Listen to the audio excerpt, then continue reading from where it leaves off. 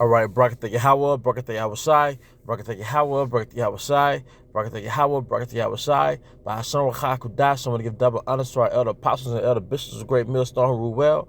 Peace and blessings as well as health and wellness to the house of David the elect. Our Zahar Spirit, we in Judah. And today I want to go into a topic, basically going into the reaction of this YouTuber who goes by the name of Classically Abby. Like I said, I just want to go into the reaction of her video, and you can watch her video in your own time. She basically goes into why you should dress modestly. So she built her page basically on traditional values and how to dress modesty, or how to dress modest, why you should dress modest, why you should respect your man, and I guess she classifies herself as a conservative, because right here on the hashtag she has conservative influencer, things like that. But and you can watch this on your own time, but just check out the reaction that she got. Like, now, based on a comment that I read, she's so-called Jewish, so that would mean she's Amalek, if that's true. Okay, so she's basically catering to a broad audience. She's not just catering, she's not an Israelite, to my knowledge, who caters to so-called black women. So it's basically a broad audience. But look at the American mindset towards the videos that she's making. And of course, Eve has an American mindset, so she falls into that as well. But I'm just gonna get straight into the comments. First of all, she has 1.6 million views on this particular topic, why you should dress modestly, get the attention you deserve, and she has 50,000 comments. It says, if that man is focusing on my body more than my personality, then we should have a connection. Alternative, downgrading a woman to a standard that men shouldn't be held accountable, and everything is our fault for 5 minutes and 4 seconds. Like, everybody has a negative reaction, and I've watched the video. All thing she's pretty much doing is breaking down how you shouldn't draw attention to your body if you don't want to be looked at as just a body per se. But the Western woman doesn't get it. I prefer my outfit long hooded cloak that conceals my entire fit. When I wear my cloak, men notice me for the darkness that envelops the atmosphere around them and the lost souls who gather in my wake, singing the praise of some bullshit. Nobody should be raped, assaulted, abused, molested, stalked, or harassed for the way they dress. And they always have some extreme reaction to what people like her are saying, like, if you dress scantily, you're justified being raped. Nobody is saying that. I'm not saying that, all right? Because, hey, you go to prison if you rape somebody. That's stupid, all right? But everybody just goes far out on her comments. If I were to respect my body, I would wear something that makes my body feel comfortable. What do you want to be desired to? Myself. So basically, this is a response, and basically women are saying, hey, I dress for myself. I dress how I want to dress. But all the woman is saying is, why you should dress modest. Now, nobody, if when Cardi B and Megan Thee Stallion did their song WAP, Wet Ass Pussy, did you see a bunch of negative negative comments pop up on their videos? Nah, they call this demonic shit expression. When that dude, what's that dude name who did Old Town Road?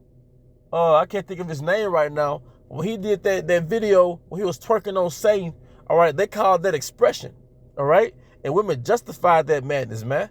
Because it was women who was like, oh, he's expressing himself, all right? But you got these idols such as Cardi B and now Glorilla. They market whoredom and being wild, all right? But they call it expression. But when somebody say, nah, this is why you should keep your clothes on, then you're just demonized for that shit. And that shows you the world that we live in, this post-destruction world, man. Because she's bringing values that really came from the scriptures. And there's another video that she did. Like I said, she makes pretty good points, man. All right? And I know she probably Amalek if she's not on a low-key Israelite, but she makes pretty good points, man. All right? And there was another video she did. Let me go into my history. There's another video that she did. All right? She says, people are mad at me for pushing modesty. That's trash. All right? And then, she even has a swimsuit modesty thing. It says, ladies, sex before marriage. It says sex before marriage is ruining your life. Like I said, I don't have a lot of time to just go into a video and like press play. Crew, and welcome to today. But she gets into it and she makes valid points. One of the points that she said was, unlike 100 years ago or 70 years ago, sex is now cheap.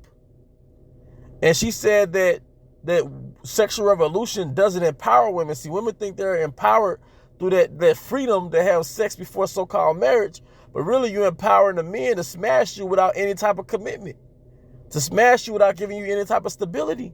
See, the Most High created something called economy, all right, to where if you desired this woman, all right, there was an exchange. If you desired this woman, all right, her body, how she looked, and she just got your blood running, all right, well, the reality is, according to the Bible, you have to give her her duties of marriage, which was shelter, her sex, all right, her security.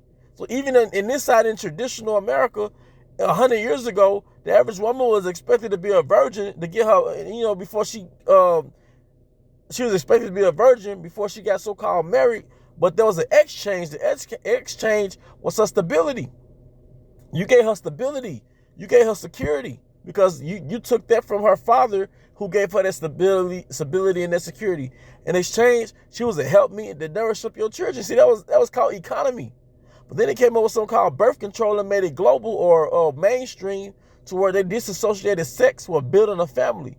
So, and not even birth control, just women's liberation to have sex without building a family. So like what you see in these inner cities are a lot of nigger women, a lot of so-called black women who disassociate sex with building a family. So the men that they have sex with and ultimately, consequently have a baby by are men who are not stable because it was a physical, lustful thing. What the hell is a relationship? What the hell is a situationship? What the hell is a sneaky link, which is adultery? Or these little bullshit new age titles, these popsicle stick structures that this society is running off of, man. All right, but this woman is demonized, man. All right, she said, here's a comment. Yeah, you lost me with how easy you got on men. Men aren't babies, and women in right-wing spaces often treat them like they can't help their own. I've seen actions. It says all humans, even women, hold. I've seen urges, yes, even chase women. It said, yeah, but women have easier access to cheap sex than most guys nowadays. It is all these little left-wing responses that's basically, they are against the ways of the Most High, because ultimately what she's saying, it came from the scriptures. All right? But let me just get the scriptures. I thought this was one nation under the Most High, or one nation under quote-unquote God. 1 Timothy 5:14, I would therefore that the younger women marry, bear children, guard the house, give none occasion to the adversary to speak reproachfully. But that's your role. Bear children, guard the house, and that's been demonized. Okay? But it's ironic that most women go to college for things related to nursing or teaching. So basically you're nursing strangers as opposed to, your parents or his parents or your children.